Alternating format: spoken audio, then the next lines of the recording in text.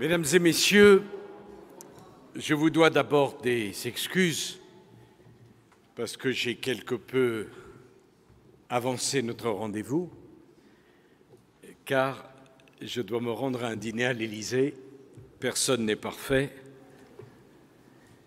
Et comme je voulais honorer ma promesse d'être parmi vous et concilier toutes mes obligations, je suis donc arrivé un peu en avance pour m'adresser à vous. Il y a maintenant 13 ans, pratiquement jour pour jour, c'était à l'occasion des vœux que le président de la République française adresse traditionnellement en France aux autorités religieuses. Il y a 13 ans, j'ai dénoncé les attentats odieux perpétrés à Bagdad et à Alexandrie contre des chrétiens orientaux qui s'apprêtaient à fêter dans la joie et le recueillement la nativité du Christ. Des familles agenouillées dans la prière ont été abattues à bout portant. Des chrétiens qui venaient de se donner la paix ont été assassinés. Le parvis de l'église syriaque de Bagdad, Notre-Dame du Perpétuel Secours, a été le théâtre d'un nouveau massacre des innocents.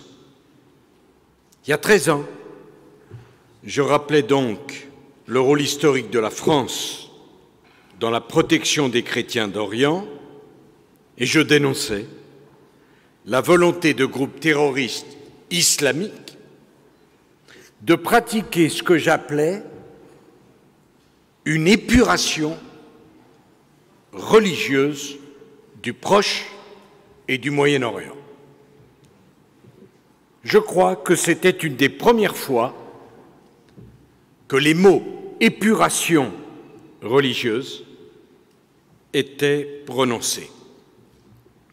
Ces assassins barbares qui puisaient leur haine dans un islam radicalisé, fanatisé et par là même dénaturé, ont ensuite frappé à Toulouse, à Montauban, à Paris, à Magnanville, à Nice, à Saint-Étienne-du-Rouvray, à Marseille, à Trèbes, à Strasbourg, à Romans-sur-Isère, à Rambouillet, à Conflans-Sainte-Honorine ou encore récemment à Arras. Cette liste odieuse dessine la carte d'une France victime de la terreur islamiste. Un terrorisme qui s'attaque à tout ce qui n'est pas lui, à tout ce qui ne lui ressemble pas, à tout ce qui prie Dieu sous un autre nom et sous un autre rite, ou qui se réclame tout simplement de la liberté de conscience. Ces terroristes prennent pour cible le soldat français, le prêtre, le professeur, car ils incarnent le courage, la charité et le savoir. Mais ces assassins tuent aussi 2 jeunes filles à la gare Saint-Charles de Marseille, car c'étaient des jeunes filles libres, comme tous les jeunes, odieusement assassinés au Bataclan ou aux terrasses des cafés de Paris le 13 novembre 2015. Et c'est pour ces mêmes raisons que ces mêmes assassins s'acharnent sur les chrétiens d'Orient, car les chrétiens d'Orient sont la preuve que l'autre, avec un A majuscule, existe, l'autre existe là où l'islam domine depuis des siècles. Mais dois-je rappeler devant vous, qui parlez encore la langue du Christ, que le christianisme, dont l'héritage spirituel et culturel se confond aujourd'hui avec l'Occident, le christianisme, je veux le dire, fut d'abord une religion orientale et non pas une religion occidentale. Dois-je rappeler que le christianisme est né sur les bords du lac de Tibériade et sur les pentes du Golgotha. L'enseignement des évangiles s'est ensuite étendu à l'actuelle Syrie, puis à la Turquie, à la Grèce actuelle, et enfin à l'Italie, où les apôtres Paul et Pierre vinrent à la rencontre de leurs martyrs. Dois-je rappeler aux fanatiques et aux incultes, là, il y a le choix, que les épîtres de Paul s'adressent aux Éphésiens et aux Galates, dont les villes se situent aujourd'hui en Turquie.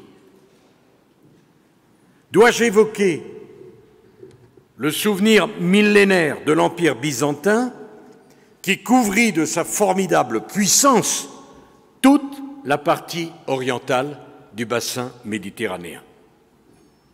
Mes chers amis, ce n'est pas insulter l'islam, ce n'est pas insulter la Turquie que de rappeler que cet immense empire chrétien d'Orient précéda d'un millénaire l'Empire ottoman. Si les plus légitimes sont ceux qui étaient là les premiers, alors les chrétiens d'Orient étaient là bien avant. Dois-je rappeler que jusqu'à ce que Michel-Ange bâtisse la nouvelle basilique Saint-Pierre de Rome,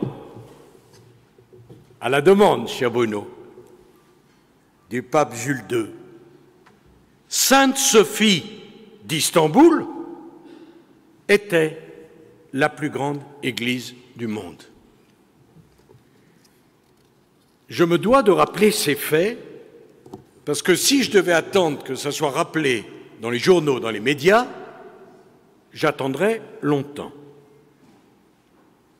Et ce n'est offenser personne que de rappeler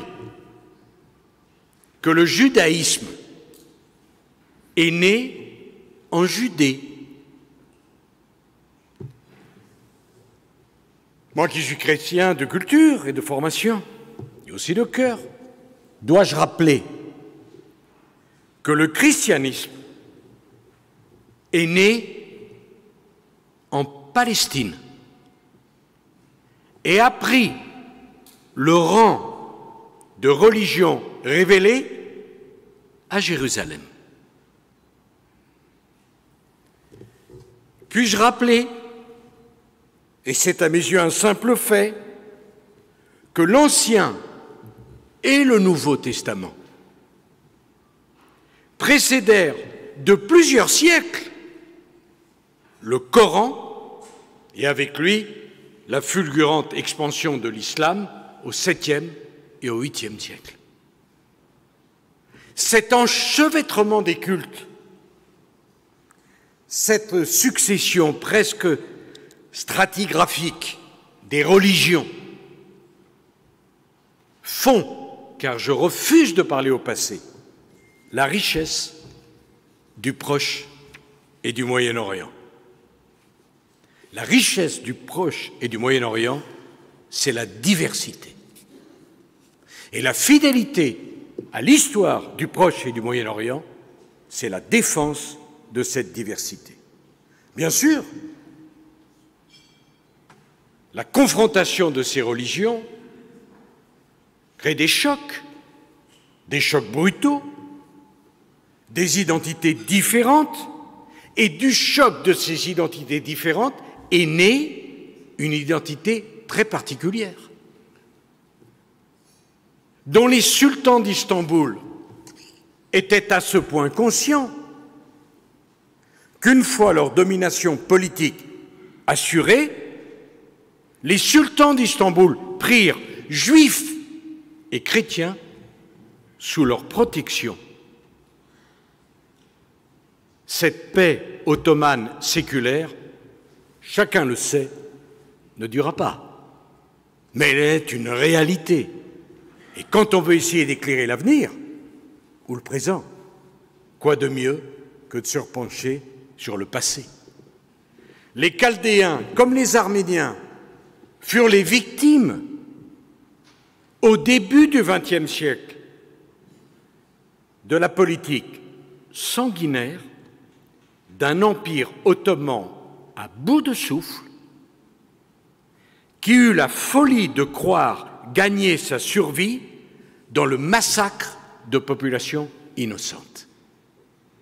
Ce grand empire s'écroulait, il fallait trouver des coupables. Ces coupables furent les chrétiens innocents.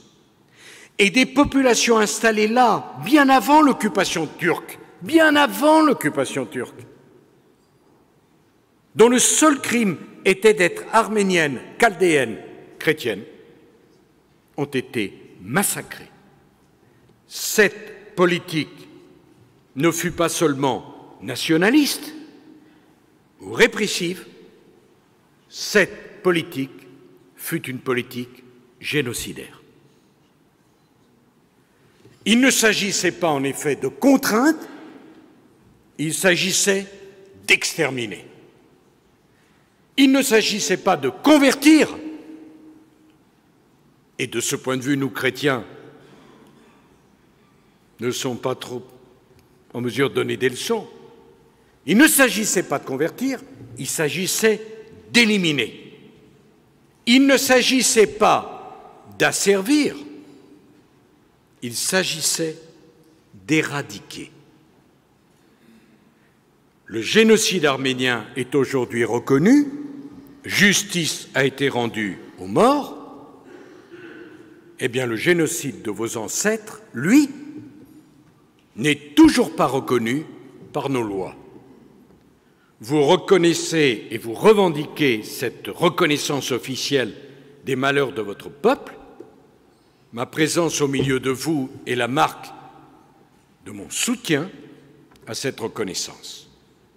Alors, le 8 février 2023, voilà donc un an, le Sénat, cher Bruno Retailleau, a adopté une résolution relative à la reconnaissance du génocide assyro-chaldéen.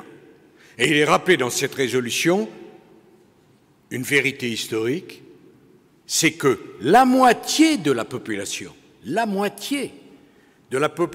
assyro-chaldéenne, à cette époque, 250 000 personnes, ont été massacrées. La moitié d'une population qui disparaît en quelques mois, ce n'est pas un massacre comme l'histoire en est jalonnée, c'est un génocide planifié et orchestré. Cette résolution qui interpellait directement le gouvernement attend donc une réponse. Le génocide arménien a été reconnu en 2001, il y a 23 ans.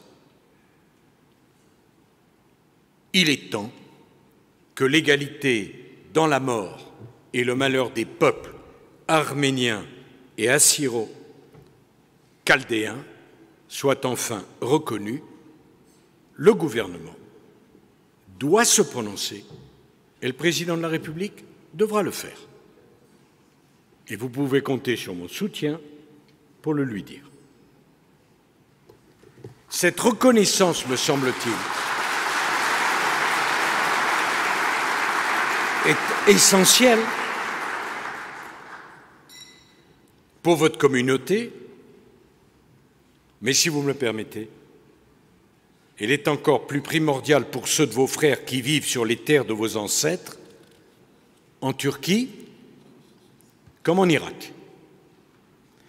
Je sais que l'abrogation par la présidence irakienne du décret qui permettait à votre patriarche et à ses évêques d'administrer les biens de votre Église fut un coup très dur porté à l'indépendance de votre communauté. Je veux rappeler, Monsieur l'ambassadeur, que ce décret existait pourtant en Irak depuis l'époque abbasside. Pour ceux qui ne le sauraient pas, 8e, 13e siècle.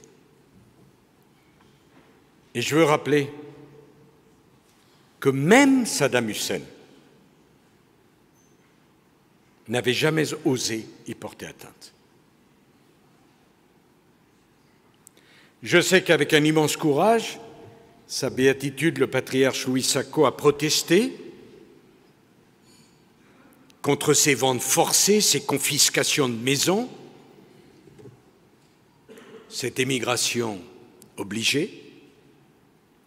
Les chrétiens d'Orient sont donc toujours et encore les victimes de cette épuration religieuse et ethnique que je dénonçais il y a 13 ans. Et je suis bien contraint de constater que leur situation n'a cessé de s'aggraver dans une indifférence générale et stupéfiante. Car il faut bien avouer qu'à de très rares exceptions près, nos intellectuels, enfin, intellectuels c'est vite dit, nos journalistes, nos artistes, nos éphémères gloires médiatiques, si prompts à se mobiliser pour voler au secours de toutes les misères du monde, restent absolument silencieux devant ce qui est, à mes yeux, un crime contre l'humanité comme un crime contre l'esprit. Il se déroule pourtant dans cette région du monde où l'on ne veut plus ni juifs, ni chrétiens. Il est vrai qu'aux yeux de tous ces observateurs, aveuglés par l'idéologie ambiante et, comment dirais-je, l'inculture religieuse profonde, être chrétien, c'est déjà être coupable. Comme si les évangiles ne constituaient pas la première déclaration des droits humains, comme si le christianisme n'avait pas établi l'égalité entre tous les baptisés, qu'ils soient princes ou esclaves, comme si le christianisme n'avait pas rendu sa dignité à la femme. Et lorsque j'entends certains féministes traquer le patriarcat dans notre héritage judéo-chrétien, tout en oubliant de dénoncer les atrocités commises sur des Israéliennes dans le désert du Negev au mois d'octobre dernier, j'ai envie de leur rappeler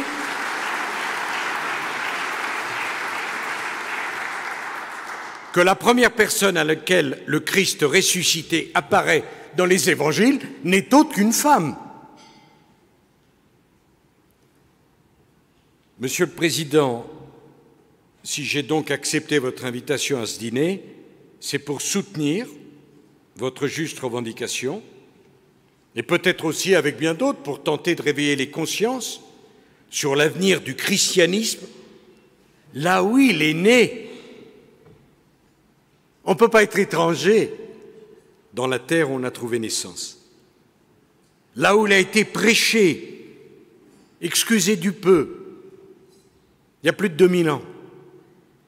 Là où les premières églises ont été élevées, le Proche et le Moyen-Orient ne peuvent pas être amputés de cette part millénaire de leur identité. Et vous savez pourquoi on ne peut pas les amputer? Parce que le Proche et le Moyen-Orient sans vous, perd son identité la plus ancienne. Alors, après mon discours en 2011, ça fait déjà longtemps, d'autres ont pris le relais. J'ai cité Bruno, des parlementaires, et la présence ici du président du groupe Renaissance, de Madame le ministre. Mais au-delà de ces soutiens précieux, les drames ont succédé aux drames. Quand le 10 juin 2014, la ville de Mossoul est tombée aux mains de Daesh, les chrétiens ont été soumis à un choix terrible, se convertir ou fuir. Au XXIe siècle.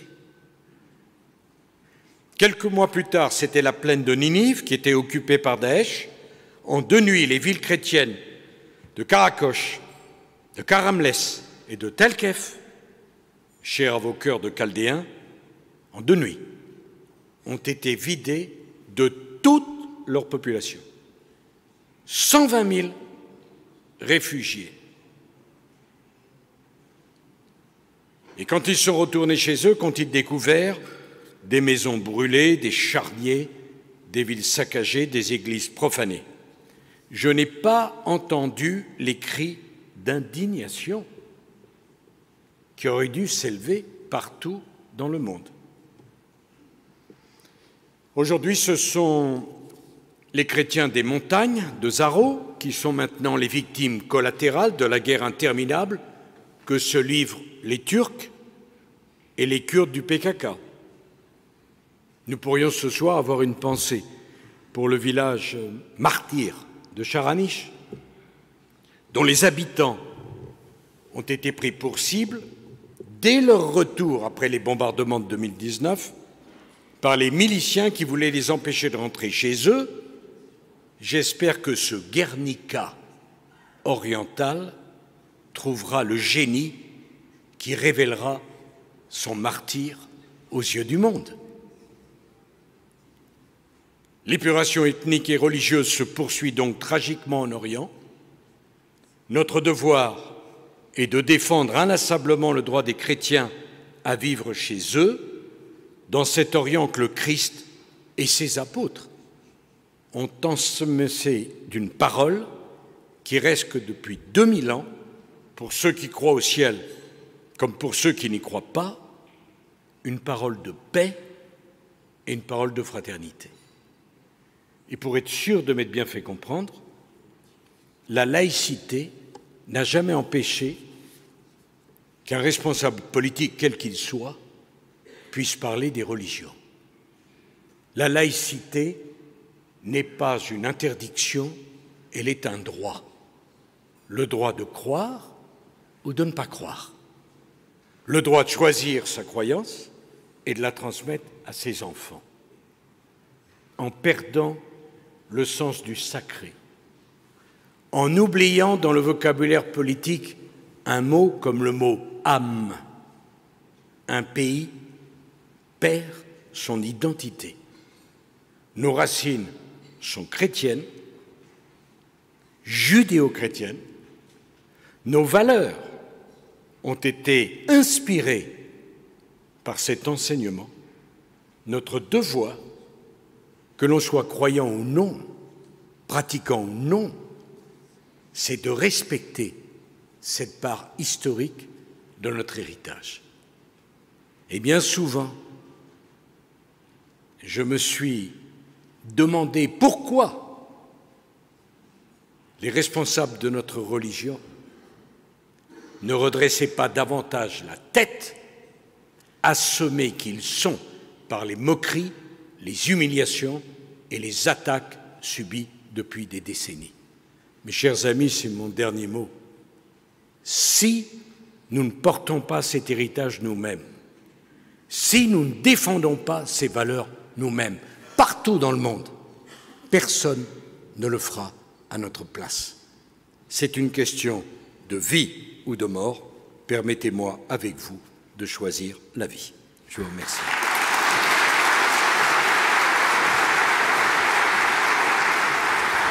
Merci, Monsieur le Président. Merci infiniment.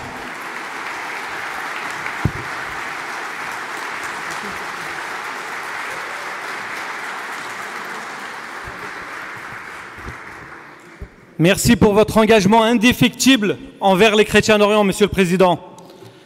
Nous avons tous compris vos impératifs et que vous ne pouvez pas rester avec nous la soirée. Mais merci encore de nous avoir honorés par votre présence.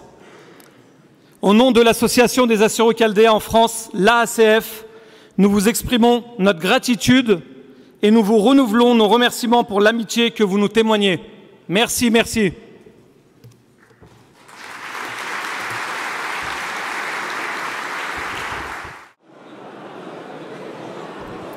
Alors je vais, sans trop attendre, je vais appeler Monsieur le sénateur Bruno Retailleau à venir me rejoindre sur scène et je vous prie s'il vous plaît de vous asseoir. Merci pour les applaudissements.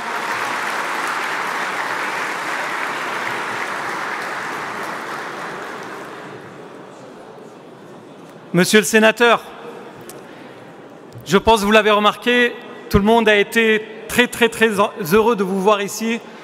Vous êtes le sénateur fidèle depuis le début, vous êtes là tous les ans. Vous avez été, avec votre collègue Valérie Boyer, à l'initiative de la proposition de résolution visant à reconnaître le génocide des Assyro-Chaldéens de 1915, votée au Sénat à une majorité écrasante.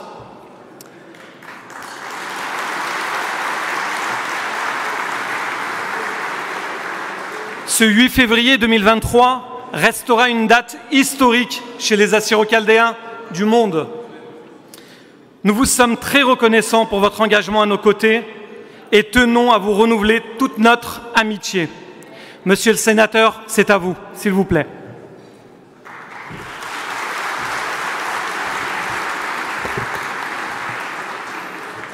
Il y a eu le 8 février 2023, vous l'avez qualifié de date historique. Eh bien, l'engagement que je prends ce soir auprès de vous, c'est que bientôt aussi, j'espère d'ici la fin de l'année, il y aura une autre date historique qui concernera le génocide assyro-chaldéen.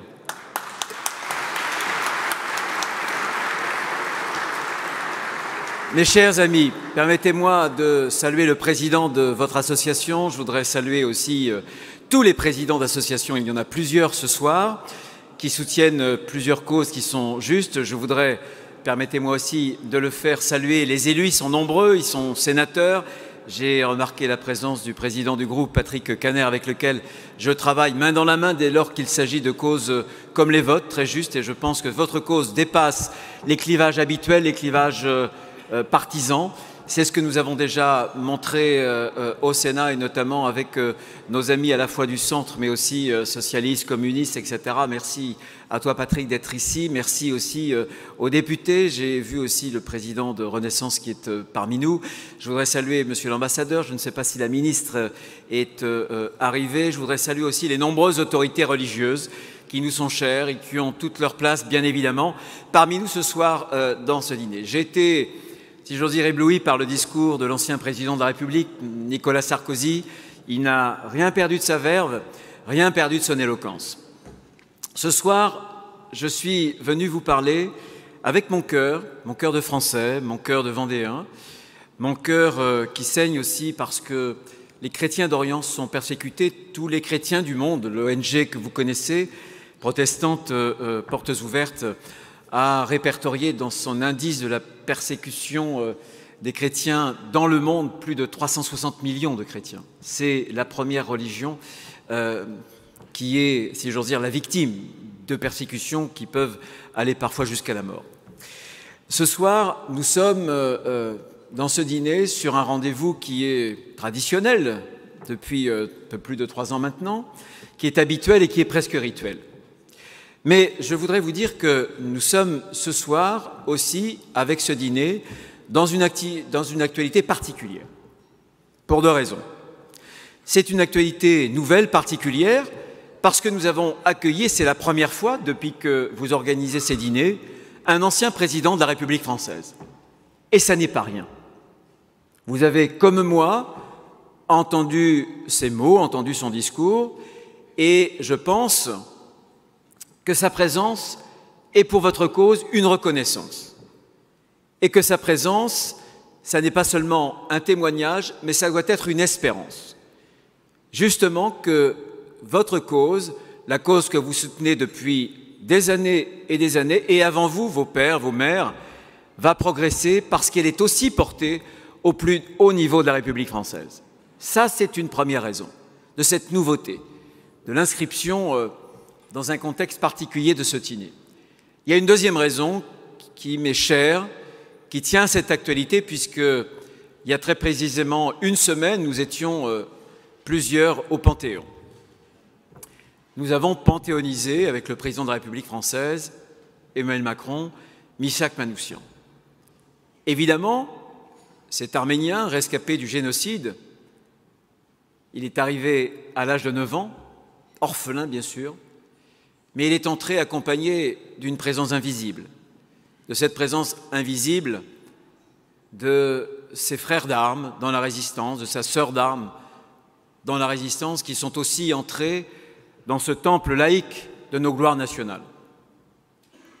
Mais je voudrais vous faire part d'un sentiment intime, parce que lorsque j'ai vu s'avancer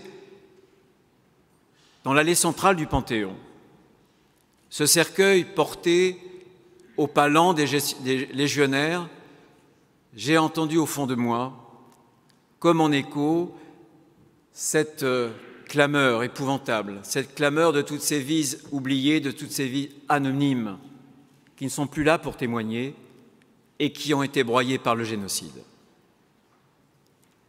Alors bien sûr, entre les génocides arméniens et le génocide assyro-chaldéen, il y a évidemment une parenté, mais il y a aussi une disparité.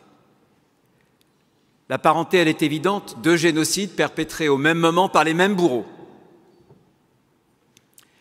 Parenté aussi, puisqu'il s'agit de crimes de masse, d'une mise à mort massive d'hommes, d'enfants, de vieillards. La moitié du peuple assyro-chaldéen rayée d'un seul coup de la carte. Une mise à mort qui a été méthodiquement planifiée, qui a été aussi froidement exécutée. Et vos aïeux ont été massacrés, non pas pour ce qu'ils firent, mais tout simplement pour ce qu'ils étaient.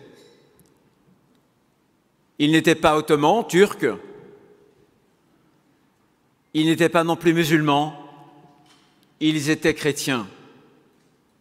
Chrétiens des origines, chrétiens qui pratiquaient la langue du Christ, l'araméen, dans ce berceau originel, comme l'a si bien dit l'ancien président de la République Nicolas Sarkozy, du christianisme.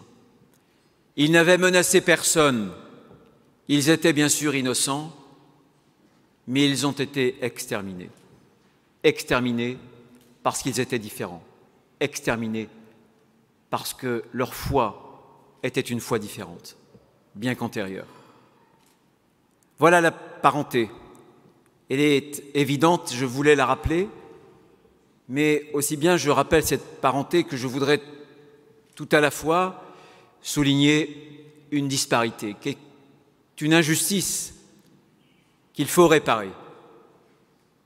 Parce que le génocide arménien, heureusement, a été reconnu il y a un peu plus de 20 ans. C'était en 2001. C'est Jacques Chirac qui, à l'époque, a pris cette décision. Il a été, bien sûr, reconnu, sauvé de l'oubli, réhabilité, devant l'histoire des hommes et dans la mémoire des peuples. Mais le génocide assyro-chaldéen, lui, ne l'a pas été. Pourquoi? Pourquoi ne l'a-t-il pas été? Il ne l'a pas été sans doute pour plusieurs raisons. La première étant que vous êtes un peuple et vous étiez un peuple sans État, sans frontières déterminées, plus nombreux dans la diaspora que vous ne l'êtes encore dans cette région originelle. Cette injustice, il faut la réparer. Il y avait sans doute une autre raison qui était qu'en Occident, on a peut-être aussi parfois voulu ménager les descendants de ceux qui ont commis ce massacre. Il fallait taire l'inacceptable, l'injustifiable. Et c'est par faiblesse aussi que ce génocide n'a pas été reconnu. Je pense pour ma part, j'étais avec quelques amis ici, je pense à François Pupponi et quelques autres en Arménie il y a quelques jours. Nous apprenions d'ailleurs qu'une des rues principales de Stepanakert avait été dénommée par M. Aliyev du nom d'Enver Pacha. Ai-je besoin, ici, ce soir, de dire qui est Enver Pacha? Non. Cette dénomination au XXIe siècle d'une grande rue, une fois un territoire illégitimement conquis, après une épuration religieuse et ethnique, a un sens. Vous voyez bien que lorsqu'il n'y a pas de reconnaissance, lorsque les crimes ne sont pas pointés, alors l'histoire peut bégayer, comme elle le fait actuellement, comme elle le fait souvent dans le monde par ailleurs. Et donc la reconnaissance du génocide assyro-chaldéen, c'est bien sûr une justice qu'on doit réparer, une injustice. Mais on doit le faire parce que cette reconnaissance, c'est aussi un acte de résistance. Un acte de résistance contre le négationnisme dont je viens de parler. Et un acte de résistance aussi contre le fatalisme, qui est tellement répandu. Le négationnisme, bien sûr. Le négationnisme, c'est une pathologie de la mémoire. Et le négationnisme a un frère siamois, c'est le bellicisme. Il ne peut pas y avoir nulle part au monde, vous m'entendez bien, nulle part au monde, une paix durable fondée dans l'oubli des crimes. C'est un acte de résistance, bien sûr, contre le négationnisme, mais c'est aussi un acte de résistance contre le fatalisme. Parce qu'aujourd'hui, dans nos sociétés occidentales, où le confort, l'individualisme, le relativisme prennent le pas sur tout le reste, on se laisse aller à ce que j'appelle l'aquabonisme. Le génocide assyro-chaldéen, à quoi bon? C'est le passé. À quoi bon revenir sur ces pages douloureuses? À quoi bon gratter les plaies de l'histoire? Voilà ce que j'appelle l'aquabonisme, le fatalisme. Bien, mes chers amis, ce soir, je suis venu vous dire que ce n'est pas au nom du passé qu'il faut réparer cette injustice et que nous le ferons au Sénat. J'espère prochainement.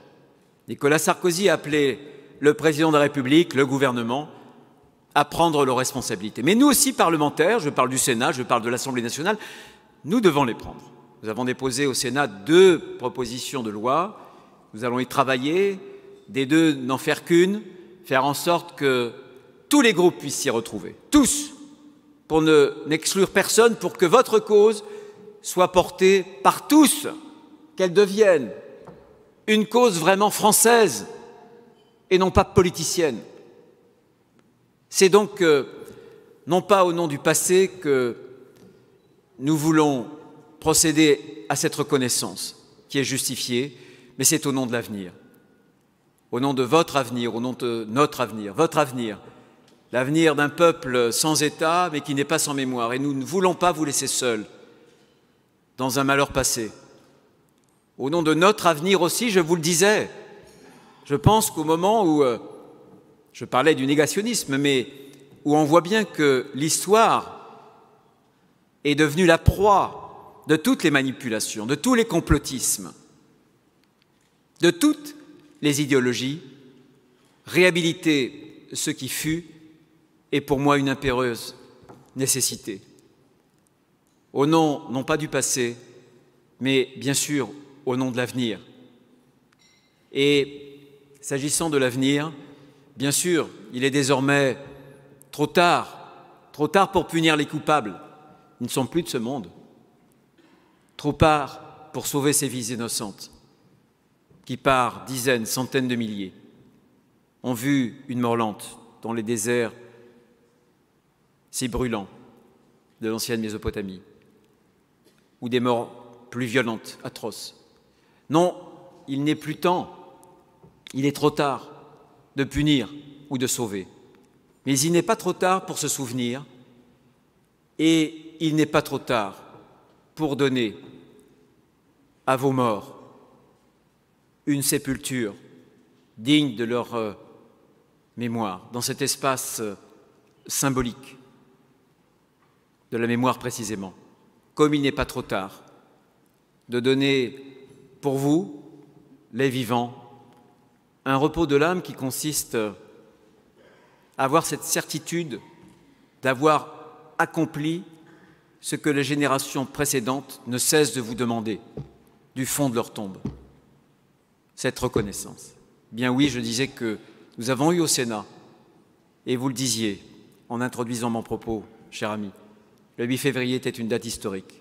Mais ce soir, je vous fais le serment que cette cause, votre cause, qui est aussi la nôtre de la reconnaissance, avancera. Nous la ferons avancer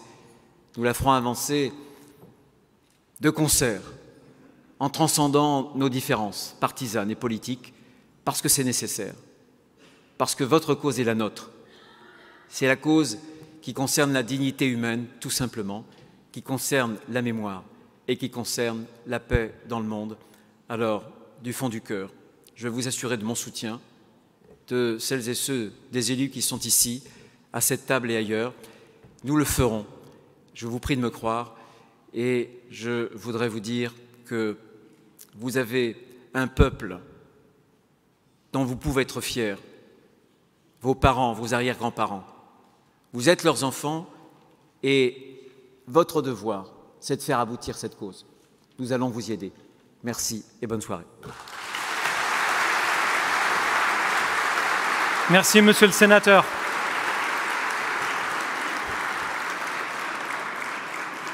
Monsieur le Sénateur, par expérience, nous savons que quand vous faites un serment, en général, l'année d'après, il est tenu. Merci encore. Des applaudissements, s'il vous plaît. Merci.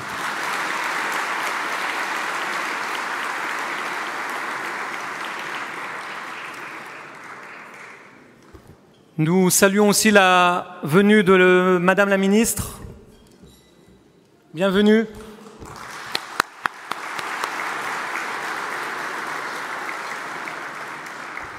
Et je pense qu'il est venu le moment où vous avez tous faim. Nous allons passer, enfin, nous sommes déjà à table, mais on va passer au repas pour l'entrée. Une très bonne dégustation à vous tous. Merci.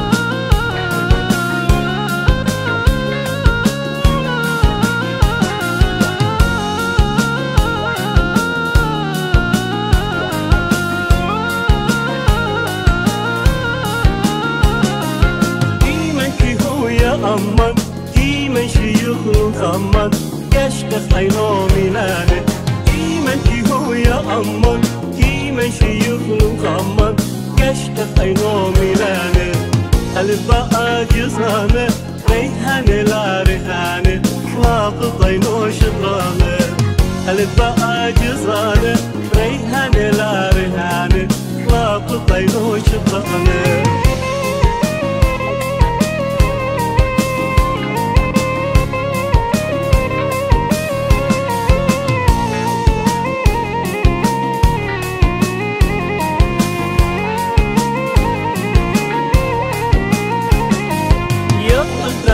خمتنا بغزايا وخنطيتنا كيتن يا أما شطرة يا طفلة خمتنا بغزايا وخنطيتنا كيتن يا أما شطرة منكي أمرك ندرة ريحانة لا ريحانة لا بطينو شطرانة منكي أمرك ندرة ريحانة لا ريحانة لا بطينو شطرانة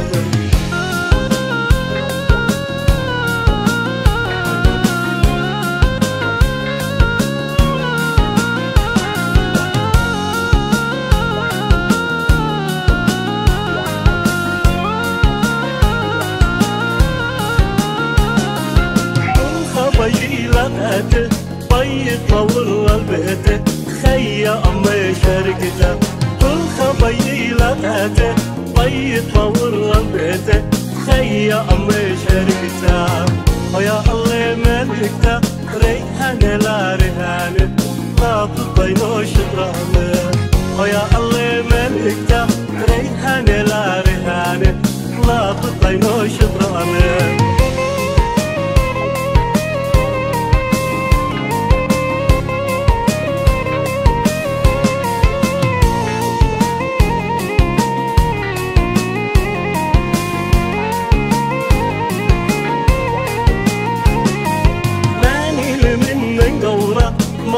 مش بيلا خبرة كارش للفوناسي ماني لمن قورة مش بيلا خبرة كارش للفوناسي حواسف اللي ميوزك ريحانة لا ريحانة لا تطينو شطرانة. Je vais appeler Monsieur le député, président du groupe Renaissance à l'Assemblée nationale, Monsieur Sylvain Maillard.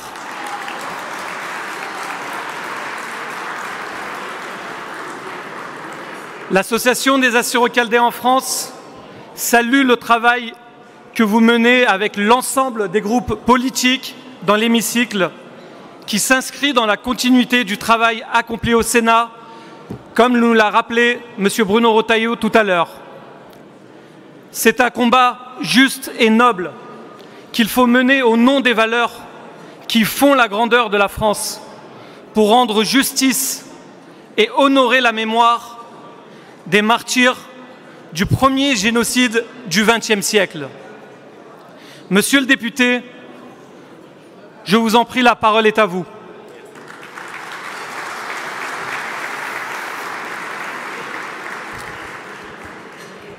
Merci beaucoup, Madame la Ministre, chère Sabrina. Très heureux de t'accueillir dans la première circonscription, la plus belle de France, dans notre magnifique ville de Paris. Mes chers amis, Monsieur le Président Idé, l'ensemble des présidents, l'ensemble des élus, mes chers collègues sénateurs, présidents de groupe, mes collègues députés, et je me permets de saluer particulièrement mes collègues de Renaissance qui sont parmi nous. Madame Claire Guichard, merci beaucoup d'être là et de m'accompagner. Adrien Gomy, Charles Rodwell et Dominique Da Silva qui sont là ce soir. Merci à eux de m'accompagner.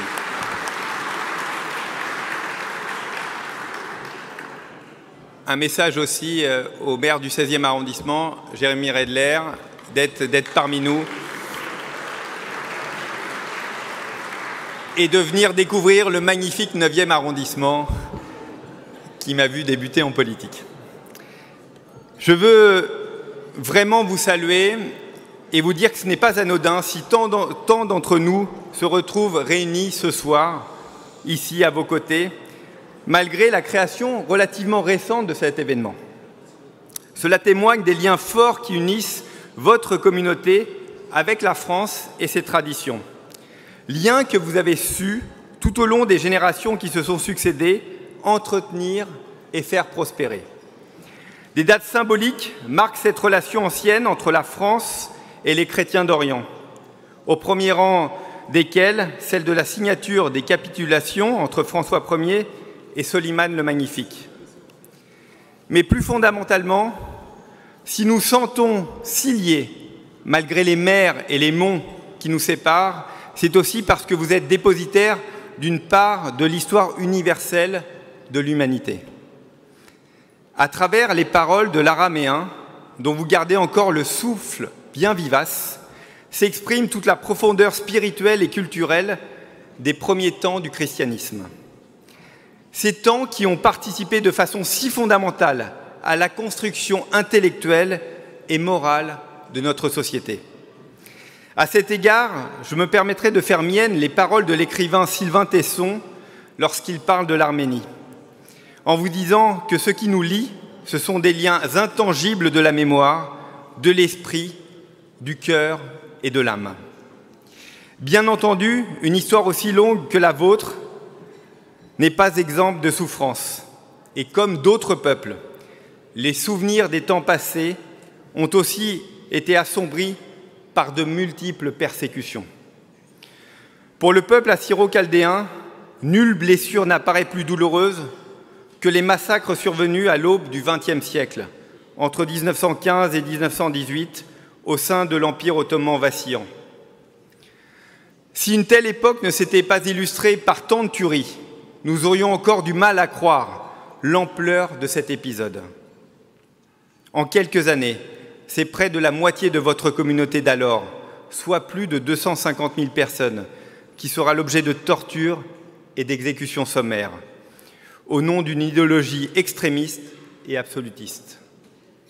Ce traumatisme, auquel votre peuple a donné le nom de Saïfo, épée en araméen, vous l'avez porté depuis ce jour en vous, en Orient, pour ceux qui sont restés, et jusqu'en France, où tant de vos aïeuls ont cherché refuge.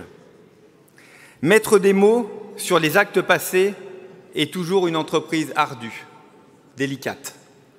Elle est néanmoins nécessaire. Non seulement pour les victimes elles-mêmes, mais également pour leurs descendants, pour ne pas condamner ni leurs souvenirs, ni leurs peines au terrible silence de l'oubli. Mais le devoir de nommer les crimes de l'histoire est également indispensable, car nier les horreurs du passé, c'est bien souvent condamner le présent à en être otage en les reproduisant. Notre XXIe siècle porte déjà les tristes cicatrices des conséquences de cette règle d'airain. Car comment ne pas voir une macabre répétition de l'histoire dans les persécutions commises par les islamistes de Daesh en 2014 et en 2015 à travers Mossoul et sa région, lorsqu'ils vidèrent de sa population une ville qui comptait autrefois pas moins de 30 000 Assyro-Chaldéens.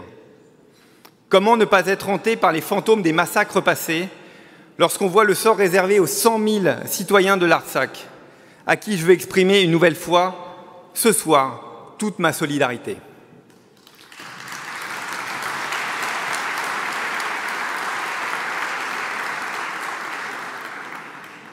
Oui, aujourd'hui, en Arménie, comme dans beaucoup trop de lieux du Moyen-Orient, nous voyons croître l'hostilité contre les chrétiens, menaçant leur existence.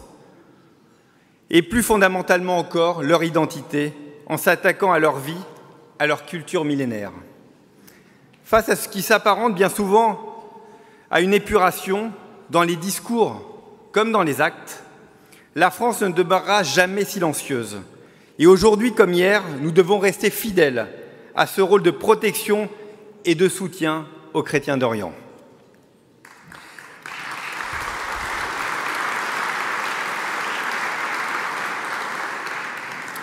D'abord en veillant à leur défense, et à cet égard, la signature, il y a quelques jours, d'accord avec l'Arménie pour la livraison de matériel militaire français et l'ouverture de nouvelles formations constitue une bonne nouvelle qu'il nous faut saluer. Ensuite, il faut également que nous sachions donner toute sa valeur à la mémoire de ces communautés dont beaucoup des fils sont également fiers d'appartenir à la République française. Et cela passe, comme je l'ai dit, par nommer correctement les choses. Oui, les massacres des Assyro-Chaldéens survenus en 1915 et jusqu'en 1918, tout comme ceux qui furent perpétrés en parallèle contre leurs frères arméniens, ont constitué une épuration ethnique et culturelle. Une opération d'élimination et de négation dont il ne faut pas permettre qu'elle soit occultée. Ainsi, tout comme nous avons su reconnaître et mettre des mots sur des souffrances d'autres communautés, nous devons pouvoir honorer le souvenir des victimes de cet épisode tragique de l'histoire. À cet égard, le vote par le Sénat d'une résolution sur le génocide des Assyro-Chaldéens, il y a un an, a constitué une étape importante de ce travail de mémoire. Je veux saluer l'engagement de ces parlementaires dont beaucoup sont présents ici ce soir. Bravo. Et je veux saluer aussi le travail de mon ami François Pupponi, qui s'est tant investi pour que soit reconnu cet épisode tragique de l'histoire. Bravo.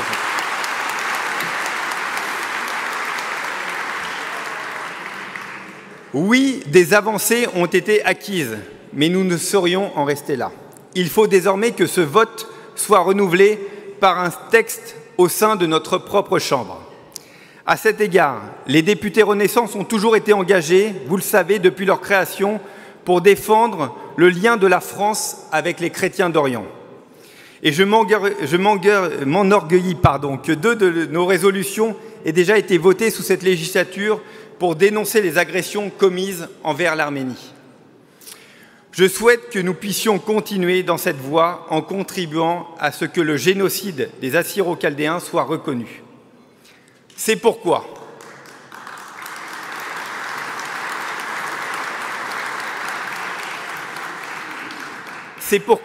je tenais à vous annoncer solennellement ce soir que je déposerai avec les autres députés au courant du mois de mars une proposition de résolution afin que l'Assemblée nationale reconnaisse le génocide des Assyro-Chaldéens de 1915 à 1918.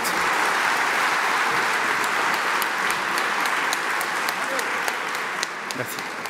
Et parce que je sais que ce combat est partagé sur de nombreux bancs de notre hémicycle, je veux saluer la députée Blin. Je m'attacherai à ce que ce texte puisse être inscrit dans le cadre d'une semaine transpartisane de l'Assemblée, ce qui lui permettra de recueillir l'assentiment le plus large possible, et ce sera fait dès 2024. Moi aussi, je m'engage, comme s'est engagé tout à l'heure le président Retailleau.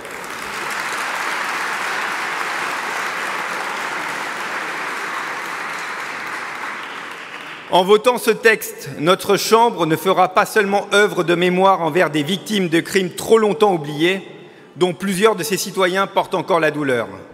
Par ce vote, elle s'attachera également à dénoncer sans relâche les crimes passés contre l'humanité, en disant à tous que la France ne détournera jamais les yeux des exactions commises contre les peuples. Bien plus, nous refusons de les voir se répéter dans le temps qui est le nôtre.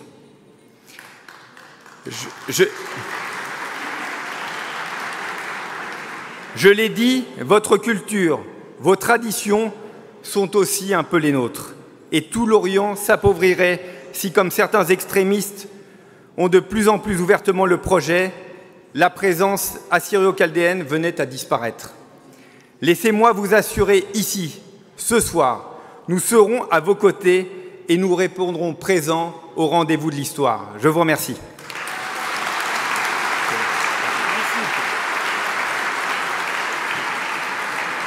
Bravo, monsieur le député. Et merci pour votre audace et votre volonté de faire consensus autour de cette résolution qui se veut, comme l'a dit monsieur le député, transpartisane. Donc vous avez bien entendu les députés ici présents, la question est transpartisane, donc je vous invite à le rejoindre. Merci encore.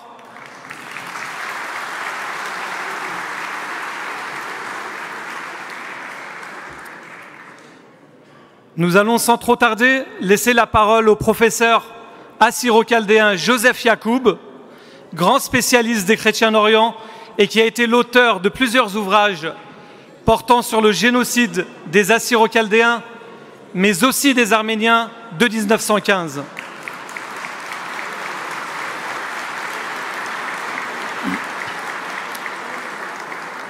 Merci, professeur. Merci pour vos recherches, vos articles, vos livres, le partage de vos analyses. Merci. Vos écrits reflètent la personne qui est en vous, un infatigable militant des droits de l'homme et des minorités persécutées à travers le monde. Cher professeur, c'est à vous.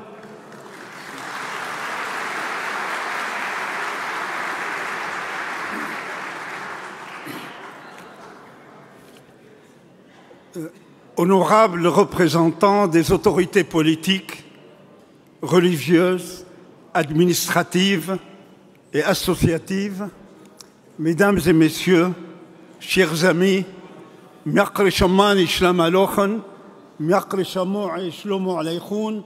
assalamu alaikum, shalom.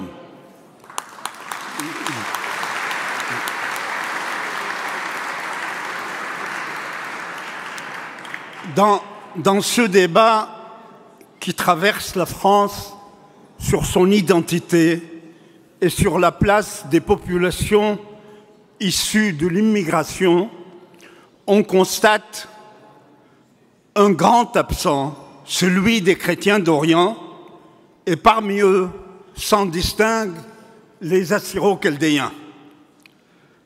Leur tragédie génocidaire et ethnocidaire, qui a été largement évoqué, fut durant quelques décennies un épisode oublié des drames du XXe siècle, au point que certains aujourd'hui se demandent s'il y a d'autres référents que votre serviteur qui ont écrit sur cette identité. La question peut paraître surprenante, tant la littérature sur ce génocide est considérable et les sources nombreuses. Beaucoup ont été publiés en Occident et notamment et particulièrement en France et par les intéressés eux-mêmes, dont les rescapés qui sont présents dans cette salle. Prenons quelques exemples. D'abord, Isaac Armelé, un savant syriaque de la ville de Mardin, lui-même témoin oculaire, qui a écrit un ouvrage en 1919 à son retour au Liban qui fait 600 pages en langue arabe, dans lequel il raconte le calvaire de la population, notamment dans sa ville de Mardin, et cet ouvrage s'appelle « Les calamités des chrétiens ». Al-Qusara fi Nakabat al-Nasara, et qui a été traduit récemment et publié aux éditions L'Harmattan à Paris. D'autres ouvrages, comme celui de Joseph Naïm, qui était un Assyro-Chaldéen de la ville de Adana et qui est venu ici à Paris en 1920. Et il a publié un ouvrage qui s'intitule Les Assyro-Chaldéens et les Arméniens massacrés par les Turcs. Et de Paris, il continue à Londres, et de Londres, il continue inlassablement aux États-Unis, où le livre a été traduit en anglais en 1921, qui s'intitule « Shall this nation die ?» Point d'interrogation. Et on peut ainsi multiplier les exemples. Mais je voudrais surtout citer un ouvrage qui s'appelle Blue Book. Ce Blue Book, le livre bleu que la diplomatie britannique publiait, ce livre est sorti en 1916, commandité par les autorités britanniques et qui a été collecté par le jeune historien, à l'époque, il venait de commencer, Arnold Toynbee, dont sans doute vous connaissez le nom, qui a écrit des œuvres monumentales en histoire et en philosophie de l'histoire. Et cet ouvrage, dans son édition initiale, s'intitule « The Treatment of Armenians and Assyrians in the Ottoman Empire. Et cet ouvrage contient plus de 100 pages sur le génocide des populations assyriennes, chaldéennes et syriaques. D'autres récits peu connus, mais non moins fondamentaux sur la question. Le premier, celui d'Israël Odo. Israël Odo était l'évêque chaldéen de la ville de Mardin, qui a vu les événements sur place, qui était présent, comme Isaac Armalé, et qui écrivait de son diocèse sur de petits papiers, parce qu'ils n'osaient pas, ils étaient très très surveillés par les autorités turques, et sur ces petits papiers en syriaque littéraire, et il les envoyait à ses amis dans la ville de Al-Qosh, en Irak, et depuis, on a connaissance de ces textes qui ont été traduits en arabe et également traduits en allemand. Donc, sur ces massacres également, on a la presse internationale de l'époque, notamment la presse française. La liste serait trop longue pour être citée. Oui. En résumé, plus de 70 auteurs ont écrit sur la question. On l'appela Sefer Berlik, le convoi en déportation en turc, et en araméen, on l'appelle Seifo ou Seifa. Seifa, ça veut dire l'épée, ça en dit long. Aujourd'hui, comment cette question est-elle devenue visible aujourd'hui? Ce sont des années de labeur effectuées par les communautés assyriennes, chaldéennes et syriaques à travers le monde qui ont fait de ce génocide une question internationale désormais inscrite partout à l'ordre du jour. En Allemagne, en Angleterre, aux États-Unis, en Suède, en Arménie qui a reconnu le génocide, etc. En France, il faut saluer la communauté assyro-chaldéenne venue de Turquie qui a rendu cette tragédie visible et source de sonorité. Son travail a été capital dans le département du Val d'Oise. Je pense particulièrement à l'association assyro-chaldéenne de France qui est à l'origine de ce dîner annuel, qui travaille sans relâche sur cette question depuis 1987, date de sa création et dont j'ai eu l'honneur d'accompagner. Je pense à l'ami Petrus Karatay, qui est ici présent, à l'ami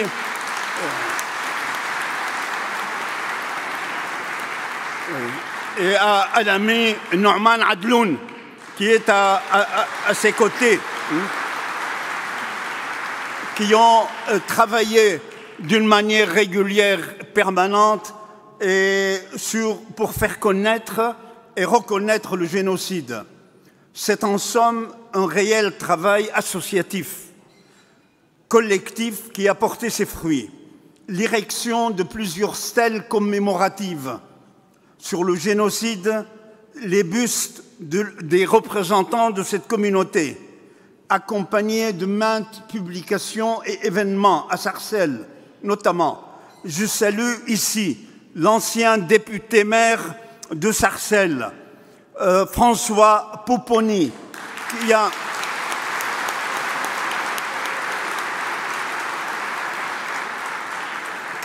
qui a accompagné constamment la communauté. Sans lui, on peut dire que rien n'aurait pu se faire. Mon cher François, soyez ici vivement remercié.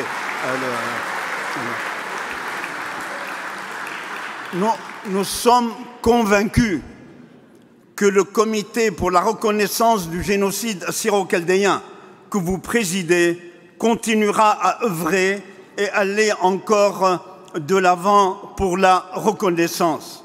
Merci également à Aurélie Piriot, conseillère de Paris, qui travaille également dans ce domaine.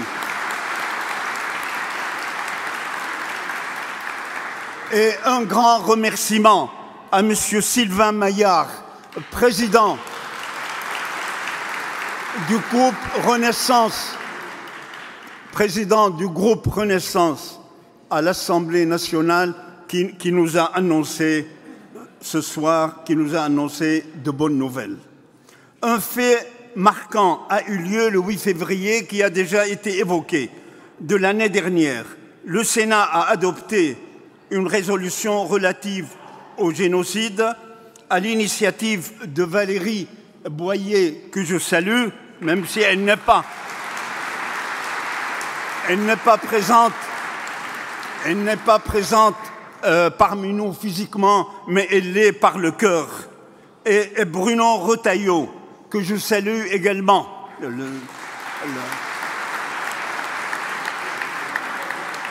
Portant sur la reconnaissance du génocide. Et de la même manière, la région Hauts-de-France, à l'initiative de son président, Xavier Bertrand, que je salue, a voté une résolution le 30 mars de l'année dernière en soutien à celle du Sénat. Je ne peux terminer mon exposé sans citer deux Français qui ont offert leur vie sur le sublime autel du martyre pour les Assyro-Chaldéens en juin-juillet 1918 sur le front turco-persan. Ce sont Monseigneur Jacques-Émile Zontac, alsacien,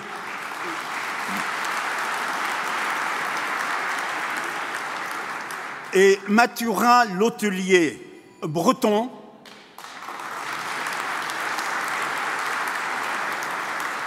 avec deux Assyro-Chaldéens, François Mir-Aziz et Nathanaël Dencha. Tous les quatre étaient des missionnaires lazaristes appartenant à la congrégation de Saint-Vincent de Paul. Alors, à ce propos, je porte à votre connaissance une information.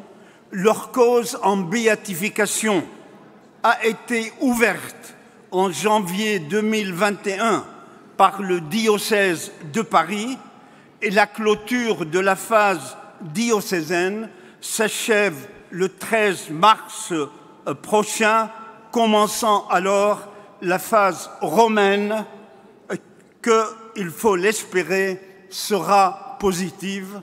Et merci de votre attention.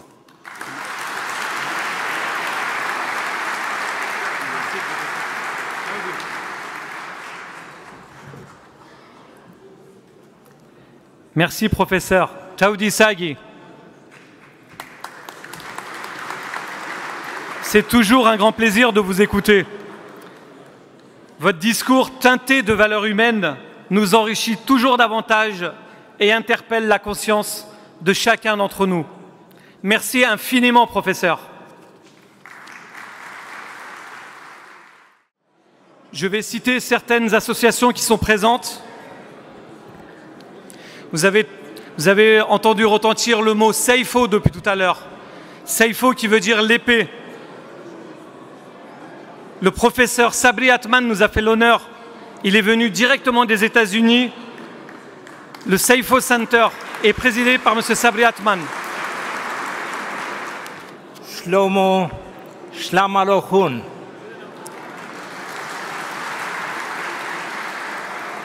Ladies and gentlemen, dear guests, clergy members, the organizers of this event, good evening.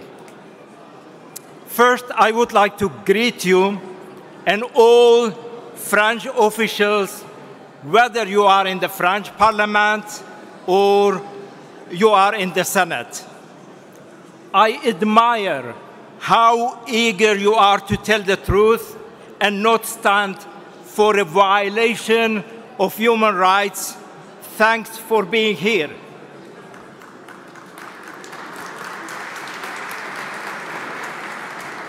As you are aware, we have different church dominations.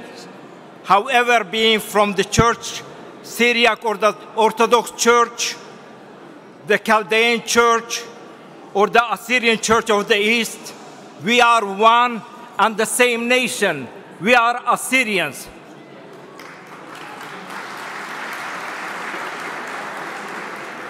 Over 109 years ago, unknown to most, half of the Assyrian population was murdered by Ottoman Turks and their Kurdish collaborators. While the Assyrians and Armenian genocide is a historical event, Turkey still denies that they took place.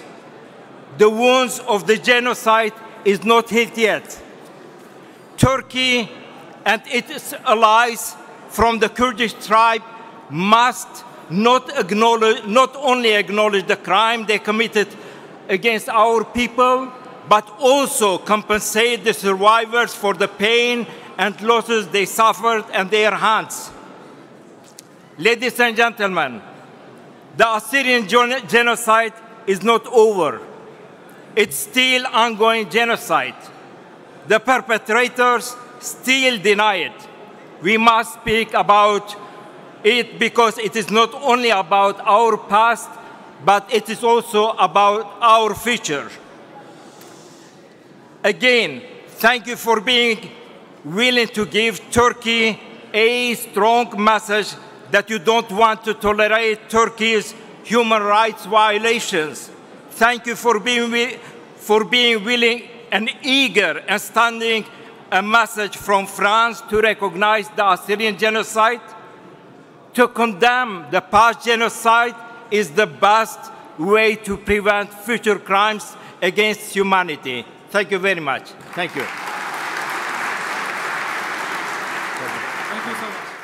Monsieur le Président, Mesdames et Messieurs les parlementaires, mes chers collègues, Mesdames et Messieurs les dignitaires, représentants des cultes, Mesdames et Messieurs en vos rangs, vos grades et qualités, Mesdames et Messieurs, je ne vous le cache pas, c'est un grand honneur pour moi de m'exprimer devant vous ce soir. Un très grand merci de m'offrir l'occasion de partager avec vous les raisons de mon engagement pour défendre les chrétiens d'Orient, un engagement qui ne date pas d'hier. À peine élu, il y a un peu plus de 3 ans maintenant, député de Maine-et-Loire, vous m'aviez convié à partager votre table. À l'occasion de votre premier dîner, je rencontrais grand nombre d'entre vous.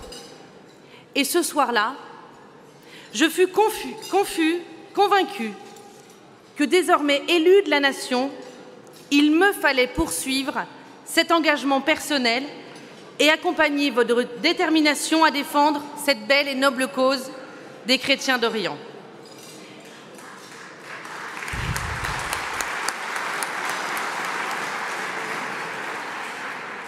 De les défendre avec les moyens qui sont les miens, les moyens d'un parlementaire français. Votre rendez-vous annuel est, je crois, fondamental et précieux, en ce sens qu'il permet de témoigner du nécessaire engagement de solidarité de la France et de ses représentants envers les chrétiens orientaux. Car les chrétiens d'Orient sont et ont toujours été un pont vers l'Europe. Ils contribuent indéniablement à l'enjeu crucial du dialogue des cultures et surtout à toujours nous rappeler que nous-mêmes, chrétiens de l'Occident, nous sommes les héritiers d'une longue et profonde histoire. Les chrétiens d'Orient sont le berceau de notre chrétienté avec lesquels nous partageons une foi commune. Si à l'évidence, les chrétiens européens n'ont pas vécu ce que vos familles ont subi, ou subissent d'ailleurs encore, l'histoire commande de nous en souvenir.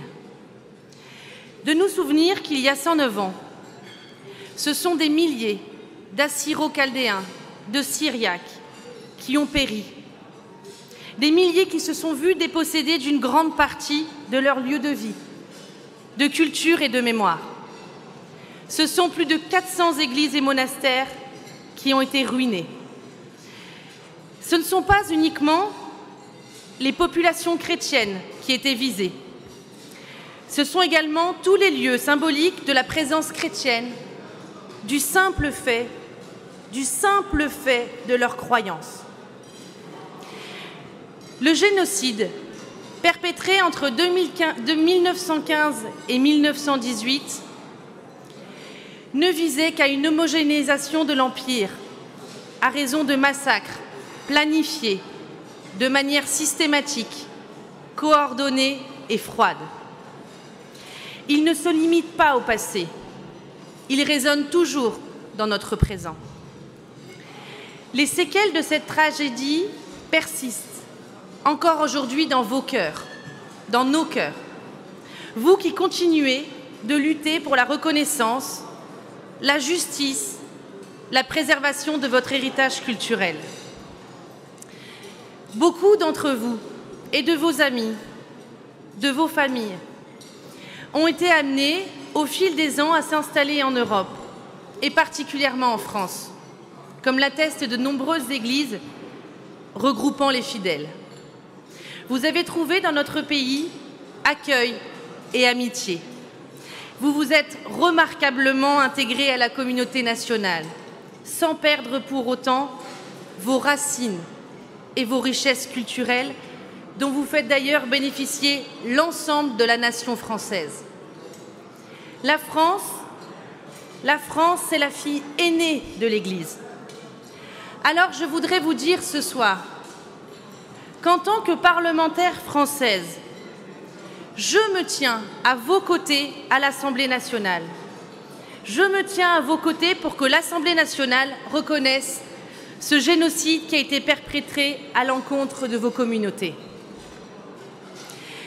Notre collègue Valérie Boyer, et elle vous embrasse.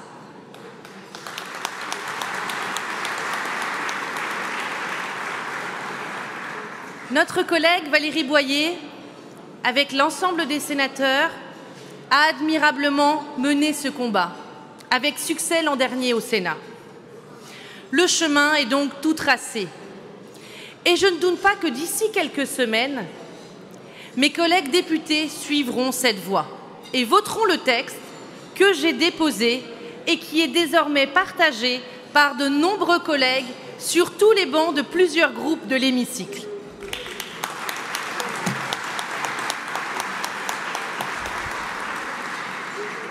Notre héritage chrétien commande responsabilité et courage pour défendre nos valeurs, surtout pour ne pas relâcher nos efforts. Alors j'espère de tout cœur que ce texte sera débattu dans les prochains jours, parce que cela peut être imminent, avec le soutien des groupes, de tous les groupes qui considèrent que ce combat est juste. C'est en unissant nos forces que nous y arriverons. Et j'ai bon espoir. J'ai bon espoir parce qu'à l'écoute des propos de ce soir, je note que le groupe de la majorité macroniste rejoint notre combat et je l'espère, Monsieur le Président, cher Sylvain, je compte sur toi pour œuvrer à cette mise à l'ordre du jour.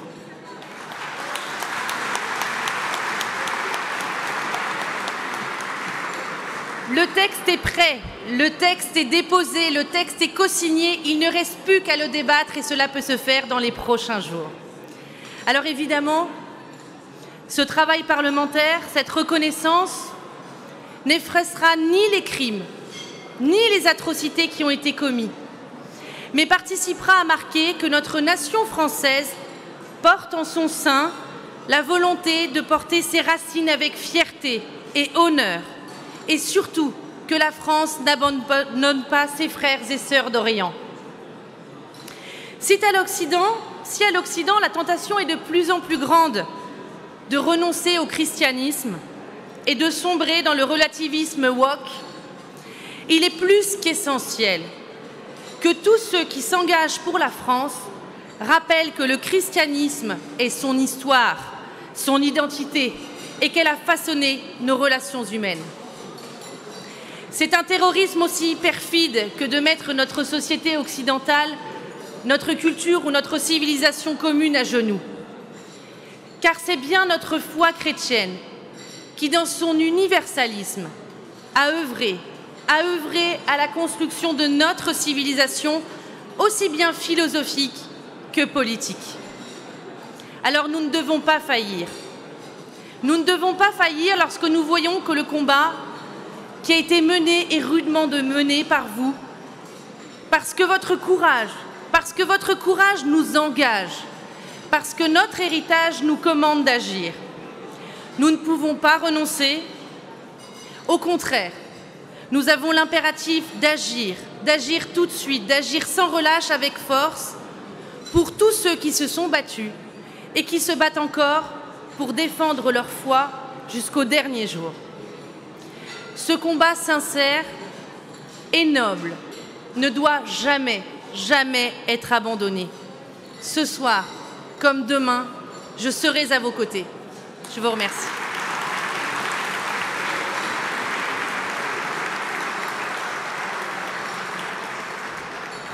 Merci infiniment, Madame la députée. Merci pour votre soutien indéfectible. Et nous savons tous ici que nous pouvons compter sur vous et la poursuite de votre travail commencé déjà l'an dernier, pour convaincre vos collègues, même les plus sceptiques. Merci.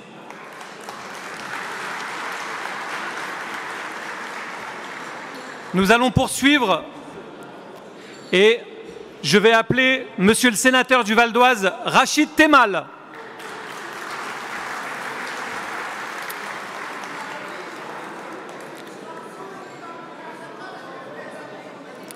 Alors, je vais juste vous demander de rester, s'il vous plaît, un peu plus attentif.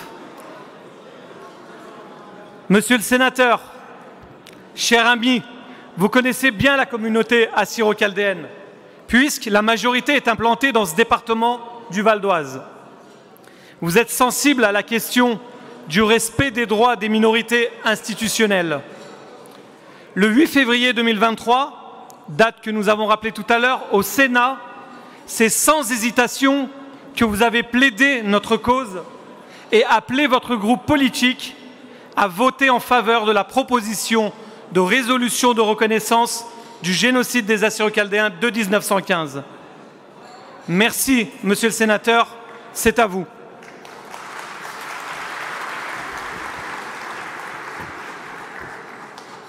L'avantage quand on parle le dernier, c'est qu'on a moins à saluer et beaucoup de choses ont été dites.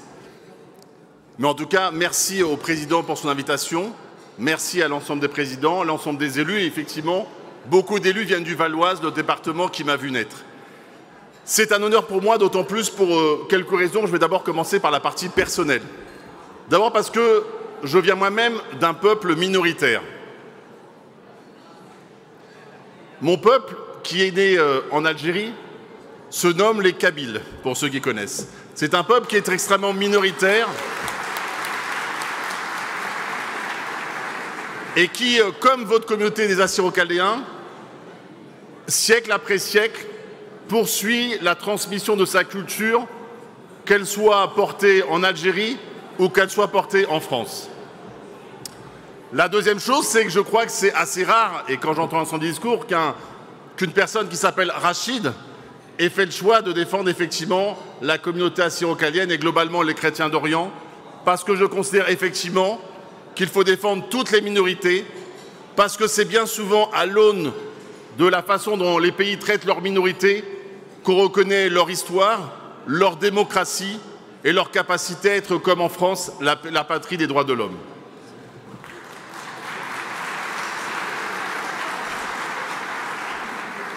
Et c'est vrai que le 8 février dernier, quelques jours, je le rappelle, après un terrible tremblement de terre qui a touché notamment les peuples turcs et les peuples syriens, il ne faut pas l'oublier, ce 8 février dernier, j'ai fait le choix avec mon groupe, et je salue ici le président Caner, je pourrais citer beaucoup d'autres élus, je m'en excuse parce que sinon ce serait très compliqué, mais ils se reconnaîtront, de Sarcelles à mon collègue du Val d'Oise, il y a Beaumont-sur-Oise, j'ai vu des collègues d'Arnouville, j'ai vu des collègues, toutes les villes valdoises, de Gonesse, etc., de Goussainville et tout. Mais plus sérieusement, le 8 février dernier, effectivement, nous avons fait le choix avec notre groupe de voter, de soutenir la résolution proposée par Bruno Retailleau et Valérie Boyer. Et ça nous semblait tellement simple et tellement naturel. Et c'est vrai que nous souhaitons aller plus loin. D'abord parce que nous n'avons pas souhaité, et ce n'est pas le rôle du Parlement, de faire l'histoire. il s'agissait pour le Parlement simplement de reconnaître l'histoire. Cette histoire où effectivement, ce génocide, c'est près de la moitié des 500 000 Assyro-Chaldéens qui ont été tués, massacrés. Tués, massacrés parce qu'ils étaient chrétiens et parce que l'Empire ottoman avait décidé de faire ce massacre-là. Et donc nous avons décidé de voter. Il y avait le président, il y en avait d'autres qui étaient là, tout le monde était là. Et ce jour-là, nous avons pris un engagement, nous, le groupe socialiste au Sénat. D'abord, comme je l'ai dit, de voter cette résolution à l'unanimité de nos troupes. Mais j'ai pris l'engagement à la tribune, certains s'en souviennent, ils étaient dans la tribune, l'engagement de déposer une proposition de loi. Je m'en excuse d'un mot pour celles et ceux qui ne sont pas au fait, j'ai envie de dire, de la procédure législative. Une résolution, c'est une bonne chose puisque c'est une reconnaissance. Une proposition de loi, c'est le fait que dorénavant, la France reconnaîtrait le génocide et chaque année célébrerait le génocide comme une journée officielle, comme c'est le cas d'ailleurs pour vos frères, nos frères arméniens. Et donc, comme je m'y suis engagé, comme nous sommes engagés, nous avons déposé, j'ai déposé ce texte. Et j'ai fait le choix parce que la démarche transpartisane pour moi était nécessaire et en accord avec mon groupe, je l'évoquais, le président Kanner, mais également en accord avec Bruno Retailleau, j'ai déposé ce texte dont je suis le premier signataire et j'ai souhaité que Valérie Boyer soit avec moi première signataire. Et donc ce texte-là existe au Sénat. Et comme vous l'a dit le président Retailleau, comme je l'ai évoqué avec lui tout à l'heure, nous allons faire en sorte de fusionner les textes et que dans les prochaines semaines, au Sénat, il y aura bien une proposition de loi. Donc je le dis à mon collègue Sylvain, à l'Assemblée, il ne faut pas avoir de train de retard. Et je les invite non pas à voter une résolution à l'Assemblée, mais à attendre qu'au Sénat, encore une fois, le Sénat sera à l'honneur et en avance. Je les invite à attendre que le Sénat vote la proposition de loi. Puisque si derrière cela, l'Assemblée vote le même texte, alors, enfin, le peuple assyro-chaldéen et le génocide qui a été le sien seront gravés dans le marbre, seront gravés dans l'histoire de France. Et effectivement, il y aura chaque année la reconnaissance du génocide et une journée officielle. C'est ça le débat qui est devant nous. Le Sénat, parfois, contrairement à son image, est toujours en avance. Et pour conclure, pour ne pas être trop long, parce que le président ensuite doit prendre la parole, et c'est important, juste deux derniers mots. D'abord, réaffirmer notre soutien collectif au peuple arménien. Puisque nous voyons depuis dernières semaines ce qui s'est passé avec le Haut-Karabakh. Et moi, je salue que le gouvernement français, via le ministre Lecornu, se soit rendu ces dernières semaines en Arménie et que la France amène des armes, que la France soutienne militairement l'Arménie. Et je condamne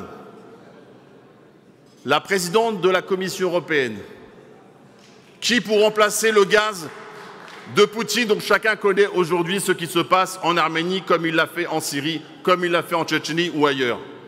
Chambrer ça pour mettre le gaz azéri est un vrai sujet, est un vrai problème. Et il faut le condamner et j'espère que les élections européennes permettront aussi de revenir sur cet accord-là. Et deuxième chose, vous dire merci. Parce que vous avez fait le choix de venir dans le Val d'Oise. Et aujourd'hui, la capitale des Assyro-Chaldéens, c'est Sarcelles et toutes les villes autour. Mon département, le département où je suis né, d'abord, vous avez fait un excellent choix puisque c'est le plus beau département de France. Chacun le reconnaît. Mais je voudrais vous dire merci aussi, plutôt et surtout, parce que grâce à vous, vous avez enrichi le Val d'Oise de votre culture, de votre engagement au travail, des valeurs que vous avez portées. Parce que le département du Val d'Oise, c'est ça sa richesse.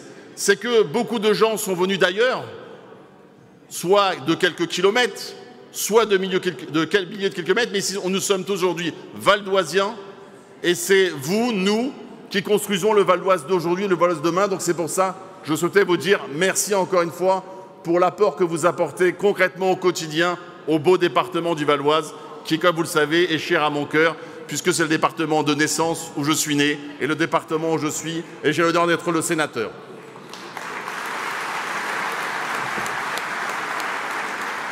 Et donc je vous invite, j'espère, et c'est l'engagement que nous avons avec le président Retailleau, qu'avant l'été, nous puissions voter au Sénat la proposition de loi qui, encore une fois, remettra dans l'histoire le peuple assyro-chaldéen pour qu'ensuite l'Assemblée nationale puisse le voter à son tour et qu'enfin votre long combat, celui de vos pères, celui de vos grands-pères, devienne une réalité et vous puissiez vous projeter dans d'autres projets, dans un meilleur avenir. Je vous remercie.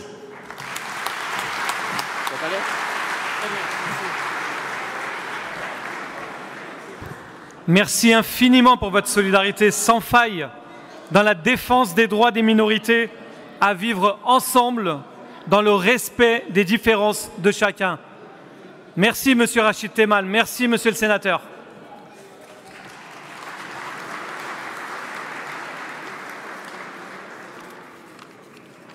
Nous allons poursuivre très rapidement avec le discours de notre président, notre nouveau président, puisqu'il a été élu très récemment. Cher président, je t'invite à me rejoindre.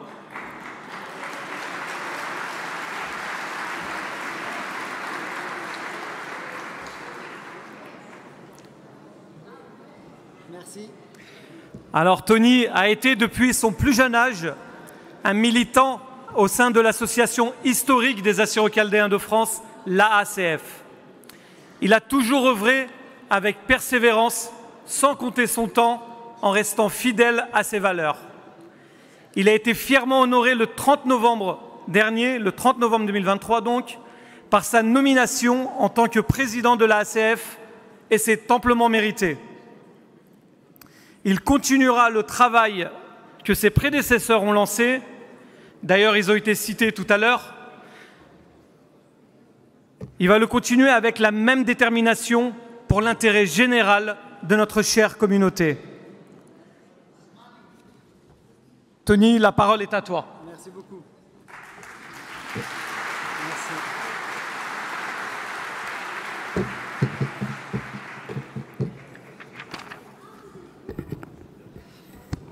Tony, je te remercie pour ces belles paroles que je n'attendais pas.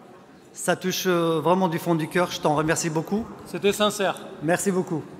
Je vous remercie tous d'être là ce soir. Je vous souhaite la bienvenue. Je vous souhaite la bon appétit. Avant de commencer mon discours, M. Rachid Temal, tout à l'heure, a dit que son prénom était Rachid. Mon grand-père s'appelle Rachid, comme je l'avais déjà dit auparavant.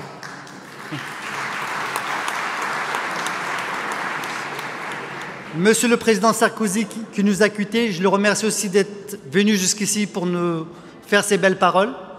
Donc, Mesdames et Messieurs les ministres, Madame la ministre qui a dû partir, sa fille était malade, donc elle a dû rentrer, je la remercie d'être venue aussi. Mesdames et Messieurs les parlementaires qui s'étaient présents, je vous remercie d'être là. Mesdames et Messieurs les maires, Mesdames et Messieurs les conseillers régionaux et départementaux, Mesdames et Messieurs les élus, Mesdames et Messieurs les ambassadeurs, Messieurs les représentants des cultes, Mesdames et Messieurs les responsables associatifs, mes chers amis, mes chers téléspectateurs, nouvellement élu président de l'Association des Assyro-Chaldéens en France le 30 octobre 2023, c'est avec une grande fierté que je m'attacherai à contribuer activement aux initiatives de notre association et à défendre ses valeurs. J'ai à cœur de mener un projet fédérateur et ambitieux dont l'intérêt général doit primer avant tout. Pour cela, j'ai la chance d'être entouré d'une équipe jeune, rajeunie, ayant expérience et renouveau. J'en profite par ailleurs pour remercier chaleureusement les membres de mon conseil d'administration, ainsi que les femmes et les hommes qui travaillent dans l'ombre, qui ont contribué à préparer ce dîner ce soir. Arrivés en France dans les années 80, nous sommes bien intégrés à la société française et partageons avec elle un valeur et un destin commun. Notre gratitude à la France passe par nos jeunes qui sont présents ce soir, qui ont contribué à l'organisation de ce dîner. Je vous demanderai, mesdames et messieurs, de bien les applaudir.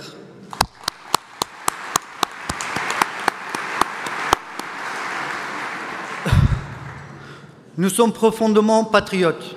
Nous contribuons à la réussite économique de la France et nous participons à la vie sociale et politique de notre pays. Beaucoup sont devenus des entrepreneurs pleins d'énergie et de vitalité, qui créent des emplois sur le territoire, qui investissent, qui développent des commerces et des activités industrielles. De même, un nombre croissant de nos jeunes se lancent aussi dans de brillantes études qui leur permettent d'accéder à des métiers prestigieux. Nous avons des ingénieurs, des médecins, des avocats. Souvent cités comme un exemple d'intégrité et de réussite, les Français d'origine assyro-chaldéenne sont désormais partie de cette diversité culturelle qui fait la richesse de la France. Néanmoins, en tant que peuple héritier d'une grande civilisation qui fut chassée de ses terres et sans terre, nous continuons à exister malgré les difficultés. Nous sommes comme un arbre dans une forêt. Notre plus grande crainte aujourd'hui, mesdames et messieurs, serait d'être coupés de nos racines. Aujourd'hui, mesdames et messieurs, nos racines ne perdent pas l'héritage culturel de notre langue, l'araméen, que le Christ a parlé. Notre peuple qui a vécu des événements tragiques en 1915 a su faire preuve de résilience face à l'adversité. Attaché à sa culture et à sa langue maternelle, qui sont des éléments essentiels de son identité, et animé par une foi inébranlable. Notre peuple prône la paix, la coexistence fraternelle et la solidarité entre les nations. Ces valeurs humaines que nos parents nous ont léguées sont pour nous un trésor inestimable que nous voulons préserver et transmettre aux futures générations. L'Association des Assyro-Chaldéens en France, engagée depuis 37 ans dans le monde associatif, cherche avant tout à maintenir et à renforcer les liens culturels au sein de la diaspora assyro-chaldéenne dans le monde. Nous veillons également à préserver son identité, son unité et contribuons à entretenir des bonnes relations avec les pays d'origine dont nous sommes issus.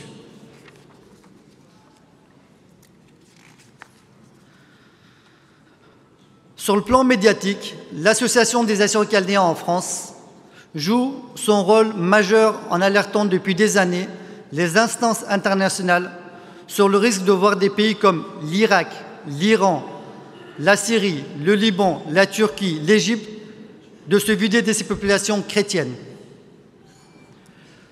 Le thème de ce dîner de ce soir, organisé par l'Association des Assyro-Chaldéens en France,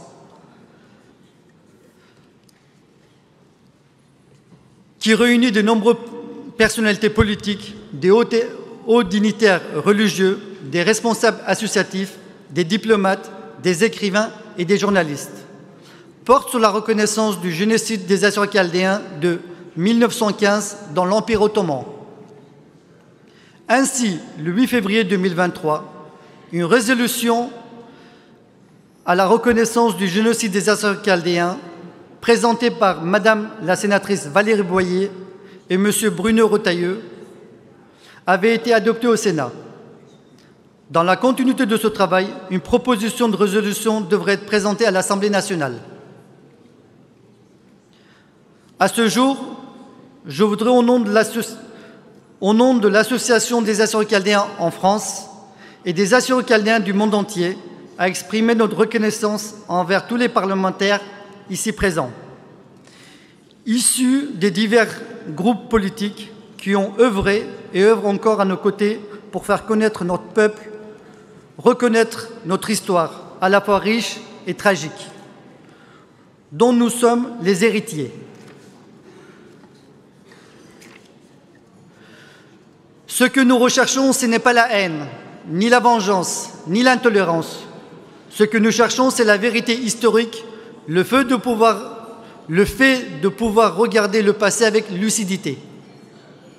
pour ne jamais accepter l'oubli, le silence, le mensonge. Notre démarche indispensable au respect de l'autre est la seule voie vers la réconciliation et la paix.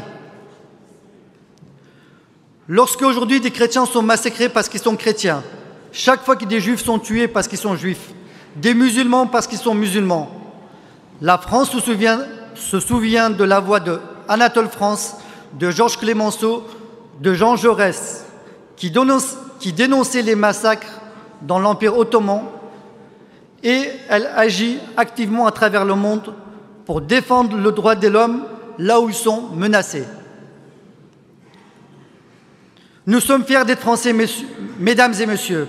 Nous sommes fiers de notre pays et de ses valeurs. Vive la République, vive la France.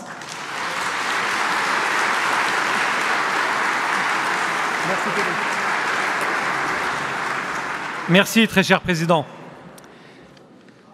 Donc, il l'a bien rappelé et il a eu raison. Nous sommes profondément français ici, tous. Nous avons nos origines, nous avons notre culture, notre histoire, notre passé, nos douleurs, mais nous sommes fiers d'être français. Et comme l'a dit le Président,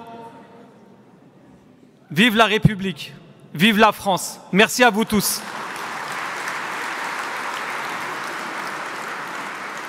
Ce dîner touche maintenant à sa fin. Au nom de la ACF, nous vous exprimons toute notre gratitude envers chacune et chacun d'entre vous pour votre engagement, votre dévouement, votre fidélité et votre soutien indéfectible. Nous restons convaincus que c'est grâce à vous que cette soirée a été à la hauteur des enjeux qui nous ont réunis ce soir. Très belle fin de soirée à toutes et à tous. Merci encore.